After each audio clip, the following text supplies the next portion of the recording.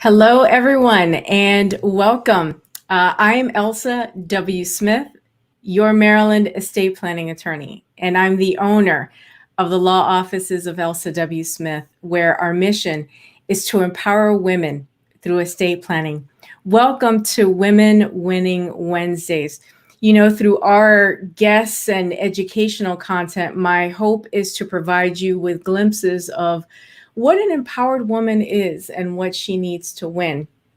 As a reminder, quick housekeeping, give permission to StreamYard so that we can see your comments. Let me know that you're here.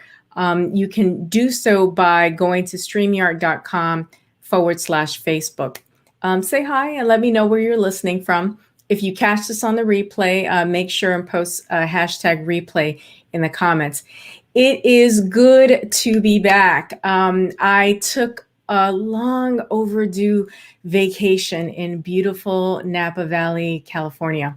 Miles of vineyards, wine tastings, and just the peace that comes from being out in the country was really relaxing. So no matter how far you travel, it's a good idea to just take a break from your normal routine. Learn different things, meet new people, see new places. It'll give you that refresh and recharge that you need for your mental and spiritual health. And it certainly did for me. I also hope that you enjoyed the flashback episodes with two of my amazing guests. But today, the topic is how to deal with the overwhelm of being a personal representative. How to deal with the overwhelm of being a personal representative. First, I want to explain what the role of personal representative, as it's referred to here in Maryland, is. Other states may refer to the role as that of executor. So, what's a personal representative? Right? A personal representative is a person who administers a person's estate upon their death. Their primary duty is to carry out the wishes of the deceased based on instructions spelled out in their will or trust documents. The personal representative is also responsible for making sure that all the assets belonging to the decedent are accounted for, along with the transfer of those assets to the correct individuals. Now, it's typically an honor for someone to ask you to be their personal representative. You really need to understand that executing those duties takes a lot more work than you might think. So before you agree to act as someone's personal representative, you want to understand some of the hazards that can occur. And you want to know how to address some of these, pitfalls, hazards, so that your experience as a personal representative can run smoothly. So in today's show, I'm going to share 3 ways that you can deal with the overwhelm of being a personal representative. I hope that you are taking notes. There's going to be a lot of information that I'm going to share with you. And remember, you can always catch this on the replay. I'm guessing that that given all the information I'm going to share with you, that you will want to. And please share it now with folks in your network, and also share the replay. Remember that this is going to be on YouTube, LinkedIn, and of course on Facebook. So without further ado, let's get started. The first way, and by no means is this an exhaustive list, but these are just ways to kind of minimize the stress that I see personal representatives experiencing. So let's get started. So the first one is understand the time commitment and reach out to professionals early on in the process. One of the biggest drawbacks of being a personal representative is the immense amount of time that it takes to properly handle your responsibilities. Now, you can hire professionals to help you ease that burden, and I would strongly encourage you to at least look into it. The professionals do, charge for their time, and services, but those expenses are typically paid for by the estate. They're usually valid estate expenses. Again, check with the laws in your state, but by and large, they are expenses that can be billed to the estate. You have to exercise good judgment in deciding which expenses make sense in your situation. However, you're going to ultimately save yourself time and aggravation by trying to outsource some of those tasks. Well, what do I mean? An estate attorney can help you file the appropriate filings, with the probate court. A CPA or tax preparer, it can help you prepare the decedent's final tax return. A realtor is going to help you sell the decedent's home, and everything surrounding that whole process. You're going to want to speak to an appraiser to appraise the decedent's home and, personal property and valuables. You also may want to look into a home organizer or kind of a cleaning service, depending on what is needed to get the home ready for sale. And a landscaper to maintain the property until it's sold, to help keep it presentable. So those are examples of just a few of the professionals that you might need to execute your duties. Now, if you hire an attorney, an estate attorney, they can be a great resource to help you identify the other professionals that you need, because chances are they've had to do it for other clients. So keep that in mind. The next tip is to keep a log of your activities. As a personal representative, you're entitled, at least in the state of Maryland, to a commission for your services. As you are marshaling assets, you'll likely have to visit banks, investment houses, credit unions, and so forth. You'll be on the phone, or you'll be meeting in person with several professionals during the estate planning process. You can use your phone to keep recorded entries of the time spent doing certain things and, running certain errands.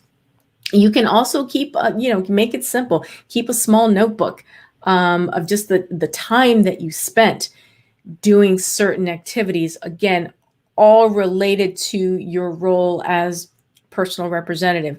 This is going to be helpful when you ask the court to grant you compensation. Again, as I refer to, it's known as a commission for your service as personal representative. So keep a log. And again, it can be on your phone, online, or just a simple notebook. I'm not trying to make it complicated, but whatever works for you, just keep track, because saying that you're going to just make notes once a month, you're going to forget errands that you ran. I mean, let's be honest. Some of us can't remember what we had for lunch, last week or yesterday. So it's important, to keep a log of everything that you're doing. And then the third tip, and this one is going to be really involved, is have a good record keeping system. This is, I would say, probably the most important of them all. As a personal representative, you will need a good record keeping system to help to handle all of the documents of the estate that are going to come your way. An efficient filing system and good record keeping is going to keep you from wasting time and energy searching for information when you need it. So I would suggest creating, three boxes. I mean, keep it as simple as possible. And we're going to call these, each box, let's see, one for miscellaneous, one for taxes, and one for real estate. Okay. Now, under miscellaneous items, you want to have several folders. The first one, let's call it essential records. In this folder, essential records, you want to file, say, the decedent's social security card, passport, driver's license, birth certificate, and other documents, relative to the decedent. The next folder you're going to want is just called estate records. Here you want to file the death certificate, you want to file the will, and other documents related to the decedent's estate plan if they had one. Another folder that you want is, we can just call it financial institutions. Here you want to file everything that had to do with every financial institution the decedent had a relationship with. Now, if there are several, you may consider just having a folder for each financial institution. Just again, the idea is to keep things as organized as possible. If there's one or two, there's no harm in just putting everything in one folder. For the investment accounts, you want to, as well as the bank accounts, you want to retain statements for the investments, records of like trade confirmations, and other documents related to each account. You then want to have a folder called retirement. Now here, you're going to file documents for the decedent's IRAs, if they had a KEO account, and other retirement accounts associated with the decedent. Okay, so that's going to be in your retirement folder. Next, you want another folder for Social Security and Medicare. In that folder, you're going to retain all the documents related to Social Security and Medicare accounts. Include a copy of the insurance card, or any card for like supplemental Medicare insurance. That's just in that folder, Social Security and Medicare. Next, you want a folder, and let's just call this one employment. Here in that folder, you want to file any documents related to the decedent's employment, employment benefits, any other document related to that employment relationship. You have another folder. Again, we're still under miscellaneous, but under another folder, we want to call it automobile. You want to retain the registration, auto insurance policy, title, loan papers, and repair records, if any, related to the decedent's car or cars, if they had more than one vehicle. And then the last folder under miscellaneous would be, we can call it estate management.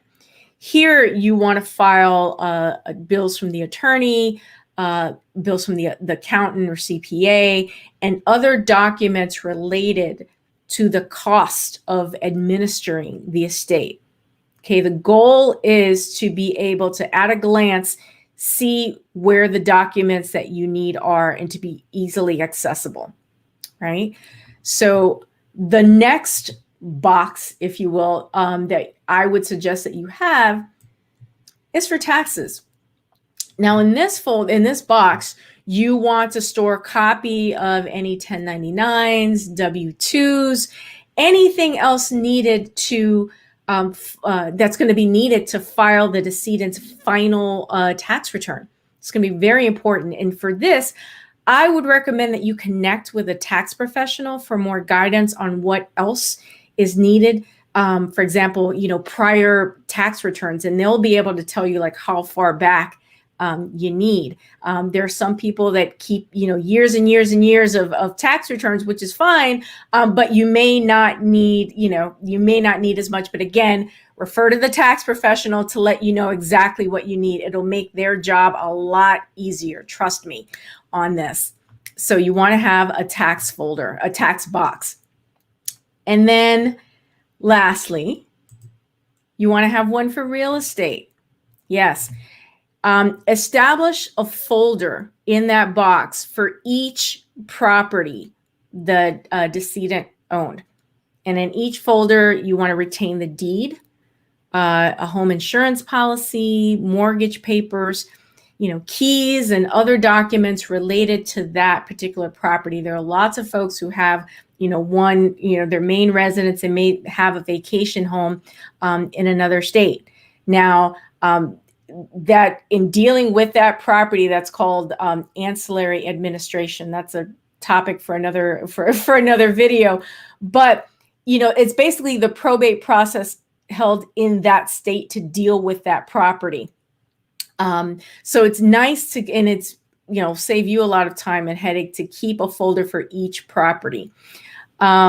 So again, to review the 3 ways I would say to deal with the overwhelm of being a personal representative are to understand the time commitment and reach out to professionals early, keep a log of your activities, and have a good record keeping system. As I was preparing for today's show, I thought it would be helpful if I developed, like a checklist or, a flyer that just summarizing all the information that I've shared today. Because I understand that it's a lot, but my objective is to try to give you tools that are going to help make your life easier. In this case, if you're a personal representative or if you're considering taking on that role, I think this is going to help you. So we are going to upload it in our resources folder or resources tab on our website at elsawsmithlaw.com. Go under resources, and within about a day or so, we'll have that resource there. It's free it'll be free to download. I'll also put a link to that resource in the comments sections of these videos, as well as the description in the YouTube video, the YouTube recording of this video. Like I said, we should have it up. Today's Wednesday, so we should have it up by Friday at the latest. And we'll make sure and have that link for you. And of course, it will be free. A lot of information to handle, but being a personal representative is a huge responsibility, but it can be a rewarding one. And remember, you want to make sure that you are honoring the person that has asked you to take on this responsibility. Yeah, you need to be organized, and you're really going to need to be organized. Here's another reason, because guess what? You still have a life, outside of your role as personal representative. So you're going to need to be as organized as possible. So I'm hoping that these tips on how to help you deal with the overwhelm are going to help you do just that. And we're here for you.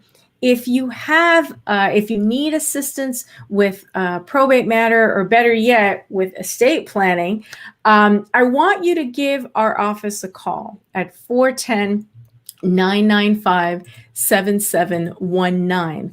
410-995-7719. We serve Maryland and the District of Columbia.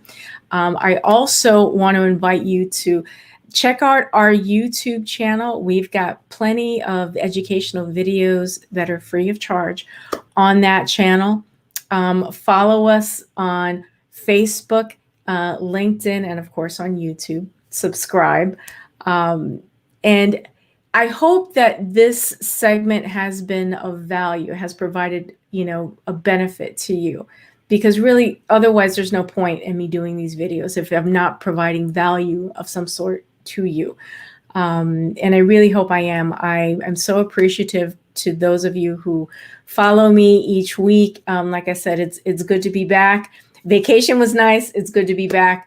And connecting with you and providing you with good, solid information. And by the way, let me know if this is a benefit to you. We will continue to put out videos like this, because we want to give you what you need.